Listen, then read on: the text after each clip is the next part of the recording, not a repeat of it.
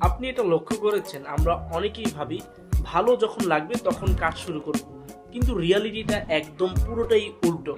কারণ কাজ যখন করব তখন ভালো লাগবে। ভাই ভালো কবে না লাগবে এটা একদম বাদ দিয়ে এখন থেকে শুরু করা উচিত। একদম ছোট, একদম মারাত্মক প্রোডাক্টিভিটি হ্যাক, যে যখন আপনি কাজ করার একটা নিয়ত করেছেন করবেন, ভালো লাগার আশা করবেন না। যখনই কাজ শুরু করবেন তখন অটোমেটিকলি ভালো লাগবে। আর এটাই হয় আমাদের সাথে। ধরুন আজকে আমি ধরে নিলাম যে আজকে আমি একটি জিনিস লিখবো, কিন্তু আমার ভালো লাগছে না, কিন্তু আমি যদি লেখা শুরু করে দিই তখন যখন কমপ্লিট হয়ে যাবে তখন কিন্তু অনেক ভালো লাগবে। আমরা এই বিষয়টি আজকে জানবো এবং আমাদের সবারই জানা উচিত। সেটা হচ্ছে যে আমরা কোনো সময় এই আশা করব না যে আমাদের ভালো লাগবে তারপরে শুরু করব, এমনটা কোনো সময় আমরা করব। আমরা কাজ আগে শুরু করি। এই যে সামনে বন্ধ আসবে, ঈদের একটি বন্ধ, এই বন্ধের সময় আমরা সবাই চেষ্টা করব নিজেকে এক ধাপ এগিয়ে নিয়ে যাওয়ার জন্য। হয়তো কিছু শিখবো, কি শিখতে পারি পরবর্তী হয়তো বা কোনো কন্টেন্টের মাধ্যমে আমরা জানানোর চেষ্টা করব সবাইকে।